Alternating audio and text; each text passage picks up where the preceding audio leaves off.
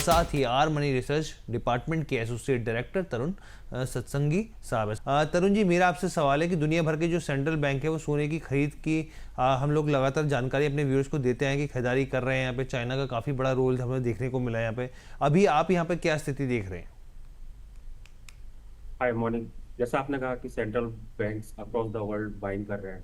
आप देखिए 1970 के बाद में सेंट्रल बैंक्स ड्रास्टिकली उन्होंने बाइंग करना बंद कर दिया था। और अगर हम लास्ट 5-7 ईयर्स की बात करते हैं, एक्स यूएस की मैं बात करता हूँ, बहुत स्ट्रॉन्ग अपथ्रस्ट है। और वो जो कर्व है दैट इज हिंटिंग कि अगले 10-15 साल जो सेंट्रल बैंक का बाइंग है वो कंटिन्यू रहेगा, क्योंकि ना मानो डी डॉलराइजेशन की वजह से कहीं ना कहीं जो एक्स यूएस कंट्रीज हैं they are more relying on the safe haven which is now gold as in the history. तो ultimately that theme will continue. हाँ, बाकी का अगर मैं बात करता हूँ तो गोल्ड को शॉर्ट टर्म फीवर है। फीवर इस वजह से है क्योंकि मार्केट में 3-4 डेवलपमेंट ऐसे हुए हैं जो शॉर्ट टर्म में नेगेटिविटी ला सकते हैं। संडे को यूएस और चाइना के बीच में फर्स्ट ड्राफ्ट में ये क्लैरिटी आया कि they are clinching towards the agreement. Rare metals का जो एक्सपोर्ट कर किया था चाइना ने, तो यूएस उसके अगेंस्ट में 100% टैरिफ लगाने वाला था। थर्सडे को यूएस एंड चाइना के प्रेसिडेंट मिलेंगे and things will sorted out. Already draft तैयार हो चुके हैं। आफ्टरवर्ड्स हमने देखा साउथ ईस्ट एशियन कंट्रीज में, स्पेशली कंबोडिया हुआ, वियतनाम हुआ, मलेशिया हुआ, they are also like one of the largest exporters of rare metals after China. तो उनके साथ भी ट्रम्प साहब ने डील साइन किया and they will provide robust export to the US. Simultaneously they will also actually import most of US goods because नेटनेट जो exporter है US के लिए। इनके चलते हमने देखा थोड़ा सेफ हेवन अपील कम हुई। साइमल्टेनियसली डॉलर इंडेक्स में भी थोड़ा सा रिलीफ रैली आया। अभी देखिए मार्केट काफी वॉलेटिलिटी शो करेगा क्योंकि फेडरल बैंक का मीटिंग है। ऑलरेडी प्राइस जो है कि 25 बेसिस पॉइंट इस मीटिंग में होगा एंड उसके बाद में दिसंबर मीटिंग में भी होगा। यहाँ पर यूएस शटडाउन इज देयर, जो कि ऐसा माना जा रहा है हफ्ते 10 दिन के अंदर वो शटडाउन खत्म हो जाएगा। तो उसकी वजह से भी एक हम वीकनेस आते हुए गोल्ड के अंदर देख रहे हैं।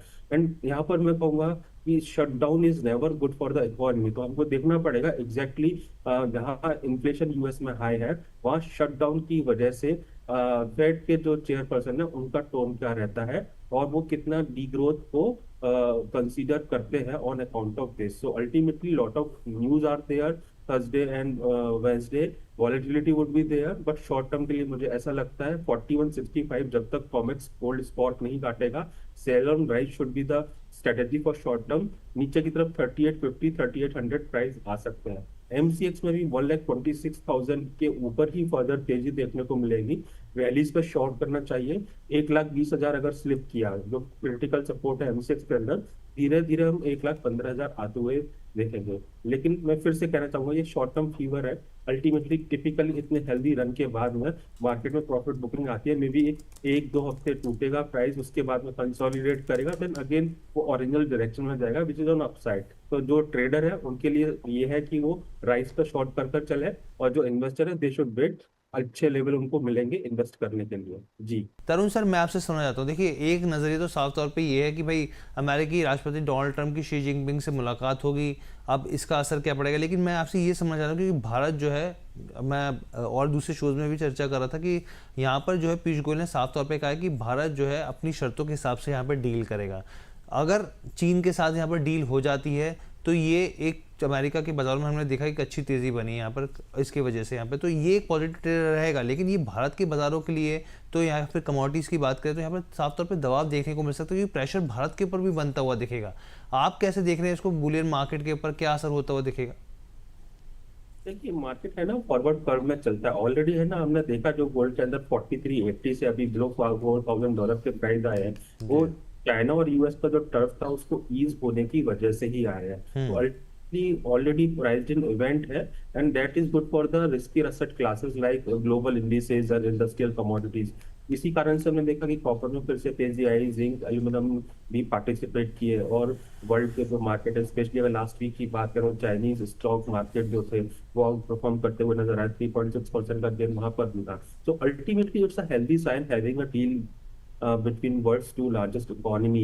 एंड अल्टीमेटली मुझे ऐसा लगता है कि ग्लोबल मार्केट के लिए तो अच्छा है, और स्पेशली अगर आप गोल्ड सिल्वर की बात करते हैं स्पेसिफिकली गोल्ड की, देखिए थोड़ा बहुत एक्सटेंशन ऑफ करेक्शन हो सकता है, वो no doubt, but ultimately rate cut is also there which is supportive for gold, and dollar का जो ब्रॉडर जो आउटलुक है वो वीकर है, that is also positive for the gold. तो we have a mixed bunches of news, जिसकी वजह से लगता है कि अल्टीमेटली करेक्शन आएगा तो सही, लिमिटेड आएगा, एंड फंडामेंटल स्टोरी मैं अभी भी कहूंगा इंटैक्ट है। हमको इतनी जल्दी पैनिक नहीं होना चाहिए। जब मार्केट 4400 4300 डॉलर के आसपास थे, बड़े बड़े हाउसेस के 4 5000 6000 के व्यूज आ रहे थे, अभी रिवाइज करके 43600 कर रहे हैं। ओवरनाइट थीम चेंज नहीं होती, वी शुड अंडरस्टैंड, और अल्टीमेटली थीम चेंज होगी तो अल्टीमेटली वो प्राइस में रिफ्लेक्ट होने लग जाएगा।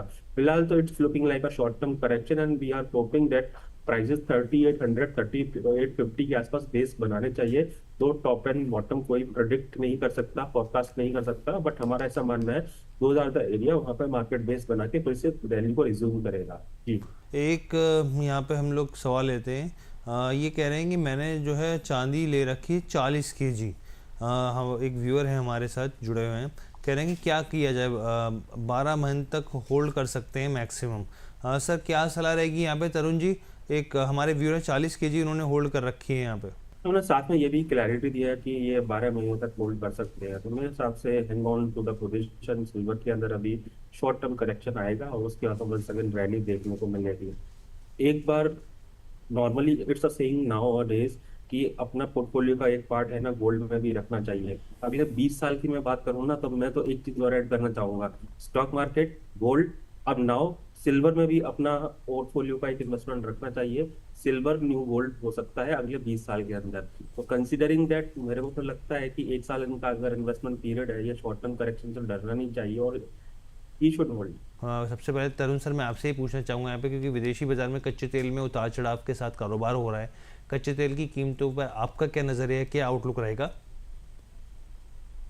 देखिए अभी लास्ट वीक जो हमने जंप आते हुए देखा, उसके पीछे मेन रीजन था रशिया से जो एक्सपोर्ट होगा वो एक्चुअली कम होगा। यूएस ने ऑलरेडी सैंक्शन लगाई हुई है, और चाइना और इंडिया की अगर हम बात करते हैं, वो अपना इम्पोर्ट यहाँ से कम करेंगे, and they will divert to other region like middle east. तभी हमने देखा मिडिल ईस्ट के जो डिफरेंट वेराइटीज ऑफ क्रूड है, लाइक दुबई ऑयल हो गया, ओमान ऑयल हो गया, तो इनके प्रीमिया जो $1.5 होते थे वो 3% से ऊपर जा चुके हैं, विच इज हिंटिंग कि अल्टीमेटली अभी जो है ना रीशिफ्टिंग होगा फ्रॉम रशिया से इंपोर्ट करने की बजाय 20 कंट्रीज पर। उसके अलावा देखिए we should not be forgetting, अगर रशिया से सप्लाई अगर कम भी होता है, ओपेक के पास ऑलरेडी सरप्लस कैपेसिटी है। प्रॉब्ली फॉर दिसंबर मंथ अगर ये टाइटनेस रहती है तो वो अपना आउटपुट हाइक का पेस बढ़ा सकते हैं, तो वो एक लिमिटिंग फैक्टर हो जाता है। मुझे ऐसा लगता है ग्लोबल सप्लाई इज एनफ। एक कंट्री से अगर सप्लाई कम होता है तो हमारे पास 10 से 12 कंट्रीज है जिनके पास सरप्लस कैपेसिटी है, तो अल्टीमेटली सप्लाई जो डायनामिक्स ग्लोबल लेवल पर है वो चेंज नहीं होगा। तो अल्टीमेटली शॉर्ट टर्म थीम है, बट मुझे ऐसा नहीं लगता कि क्रूड के अंदर कोई बड़ी तेजी आने वाली है। कि कॉपर पे क्या रहेगी? It's a new gold. 970 का बेस बन चुका है, 1030 का जो हाई है वो काटेगा, 1150 अगले 203 महीने में आएगा। सप्लाई शॉर्टेज है, और वो मेरे को नहीं लगता फर्स्ट क्वार्टर ऑफ 2027 तक रिज्यूम होगी फ्रॉम इंडोनेशिया। ठीक है सर, आप दोनों का सर बहुत बहुत धन्यवाद। सबसे पहले मैं आपसे डिस्क्लोजर, क्योंकि जाते जाते एक डिस्क्लोजर ले लेता हूँ। तरुण सर, सबसे पहले आपकी तरफ से डिस्क्लोजर। अब बेसिस द व्यू हमने अपने क्लाइंट को रिकमेंड किया, हो सकता है पर्सनल कैपेसिटी में हमारे हाउस का कोई पोजीशन नहीं है। हाँ, गोल्ड सिल्वर में मेरा फिजिकल में बाइंग है, डेरिवेटिव में मैं ट्रेड नहीं करता हूँ।